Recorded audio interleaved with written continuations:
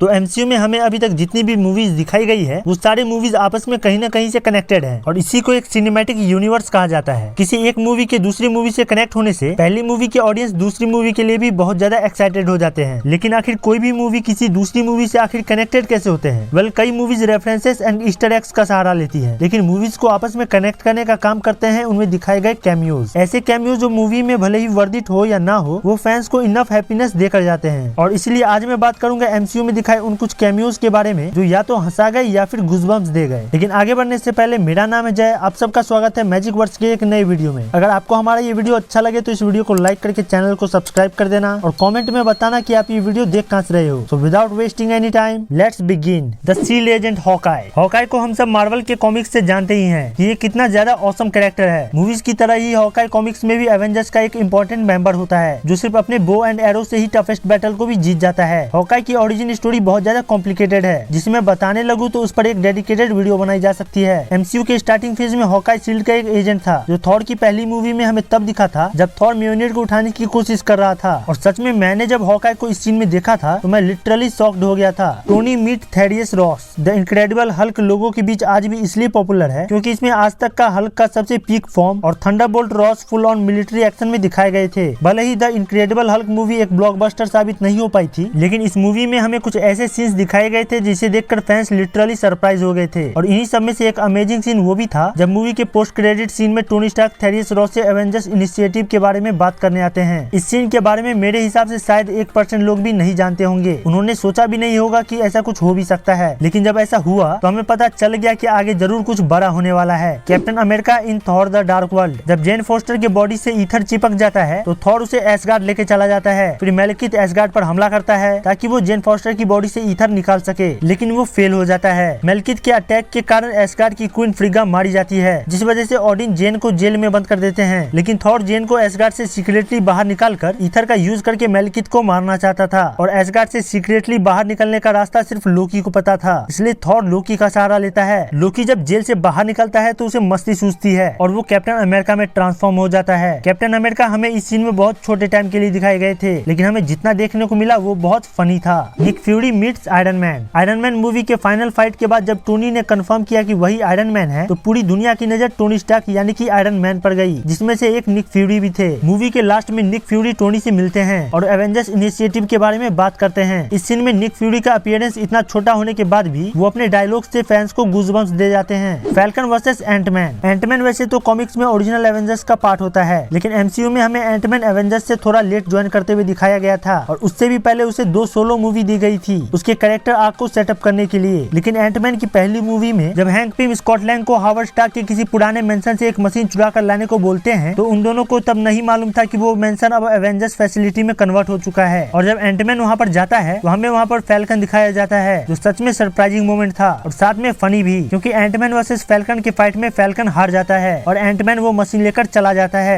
Elon Musk meets Tony Stark. World wide जब Iron Man release हुई थी और उसमें टोनी स्टार्क के कैरेक्टर को जिस तरह दिखाया गया था, फैंस उसे रिलेट कर पा रहे थे इलॉन मस्क के पास्ट लाइफ से, क्योंकि टोनी स्टार्क कहीं ना कहीं इलॉन मस्क की तरह ही है। वो बहुत ज्यादा अमीर है, हमेशा अपनी गलतियों से सीखता है, ऐसी टेक्नोलॉजी को बनाता है जिससे दुनिया हैरान हो जाती है और दोनों का ही एटीट्यूड ऑलमोस्ट सेम है, जिस वजह से इलॉन मस्क रियल लाइफ में आयरन मैन के नाम से भी जाने जाने लगे और फैंस आस लगाने लग गए कि काश इलॉन मस्क एमसीयू में आयरन मैन के साथ दिख जाए। और मेरा यकीन मानिए, आयरन मैन 2 में जब ये मोमेंट आया तो फैंस की खुशी का कोई ठिकाना नहीं था। भले ही ये कैमियो एमसीयू के फीचर पर कोई इफेक्ट नहीं डाल रहा था, लेकिन फैंस की खुशियों पर जरूर इफेक्ट डाल गया। Entry of Daredevil. No way home film निकलने से पहले बहुत से फैंस स्पाइडरमैन और डेयरडेविल को एक साथ देखने के लिए मरे जा रहे थे। स्पाइडी और डेयरडेविल का डेडली डुओ कॉमिक्स में बहुत ज्यादा पॉपुलर है और जब नो वे होम में पीटर और मैट मर्डॉक एक साथ आमने सामने दिखाए गए तो ये सीन हमें कतई नॉस्टैल्जिया फील करा गई। भले ही हम इन दोनों को एक साथ एक्शन में नहीं देख पाए, लेकिन हमें जितना देखने को मिला वो अच्छा था। Return of J Jonah Jameson. Spiderman की मूवीज में स्पाइडरमैन का सबसे बड़ा विलेन ना ही डॉक्टर ऑक्टो ऑक्टेवियस है, ना ही सैंडमैन है और ना ही मिस्टीरियो है, बल्कि स्पाइडी का सबसे बड़ा विलेन यदि कोई है तो वो है जॉन जोना जेमिसन। ये कैरेक्टर पीटर पार्कर को जितना मानता है उसे कई गुना ज्यादा नफरत करता है स्पाइडरमैन से, लेकिन फिर भी जब जे की सालों बाद एंट्री होती है एमसीयू में तो वो स्पाइडी के लिए पनौती साथ लेकर आता है। जे जोना को देखकर हम सारे फैंस सरप्राइज्ड हो गए थे, हमें लगा ही नहीं था कि ये कैरेक्टर कभी वापसी कर भी सकता है, लेकिन जे जोना के इस धमाकेदार कैमियो से फैंस को फिर से रियलाइज हो गया कि वो एमसीयू के मल्टीवर्सल सागा को एक्सपीरियंस कर रहे हैं। Avengers in captain Marvel. Avengers infinity war पहली ऐसी मूवी मूवी थी पूरे एमसीयू में जिसमें विलन्स जीत गए थे और इसी वजह से हम एवेंजर्स 4 के लिए एक्साइटेड भी थे। लेकिन जब हमें पता चला कि एवेंजर्स 4 से पहले आने वाली मूवी कैप्टन मार्वल में हमें एवेंजर्स 4 से रिलेटेड कुछ रेफरेंसेस देखने को मिल सकते हैं, तो हम सब कैप्टन मार्वल भी देखने पहुंच गए। भले ही पूरी मूवी में हमें डिसअपॉइंटमेंट देखने को ही मिली हो, लेकिन मूवी के पोस्ट क्रेडिट सीन में हमें कोई रेफरेंस नहीं बल्कि साक्षात एवेंजर्स का कैमियो देखने को मिल गया, जिसमें नताशा, रोडी, ब्रूस बैनर और हमारे फेवरेट कैप्टन अमेरिका थे। हम सब तो बस कुछ रेफरेंसेस की उम्मीद लगाए बैठे थे, लेकिन एवेंजर्स का दिखना सच में ऑसम था। Illuminati in doctor strange 2। Illuminati comics में कुछ सुपर हीरोज का एक सुपर सीक्रेट ग्रुप होता है जो दुनिया से छिपकर चीजों को ब्रूटली एनालाइज करते हैं। और जब मल्टीवर्स ऑफ मैडनेस में हमें पहली बार इल्यूमिनाटी दिखाए गए तो हम सब बहुत ज्यादा सरप्राइज थे, बहुत ज्यादा खुश थे। भले ही मिस्टर फैंटास्टिक को छोड़कर उसमें जितने भी मेंबर्स थे वो कभी भी कॉमिक्स में इल्यूमिनाटी का पार्ट नहीं थे, मैंने इसमें डॉक्टर स्ट्रेंज को नहीं जोड़ा है क्योंकि इल्यूमिनाटी जब दिखाए गए थे तब तक उनकी कहानी का दी एंड हो चुका था। खैर, जब हमें इल्यूमिनाटी दिखाए गए तो हमें लगा कि मूवीज में उनका बड़ा रोल होगा और बहुत सारा एक्शन हमें देखने को मिलेगा, लेकिन लगभग 15 मिनट से भी ज्यादा देर तक इल्यूमिनाटी के दिखने के बाद उनका प्रेजेंस एज अ कैमियो ही लग रहा था। मतलब कि कॉमिक्स में इल्यूमिनाटी का जितना दबदबा है वैसा कुछ हमें मूवीज में नहीं दिखाया गया। खैर, इसी के साथ इस वीडियो को यहीं पर रैप अप करते हैं। तो दोस्तों, ये था एक लिस्ट मार्वल के कुछ गजब के कैमियोज का। आपको ये वीडियो कैसा लगा हमें कमेंट में जरूर बताना और इस वीडियो को लाइक करके चैनल को सब्सक्राइब कर देना। मिलते हैं नेक्स्ट वीडियो में।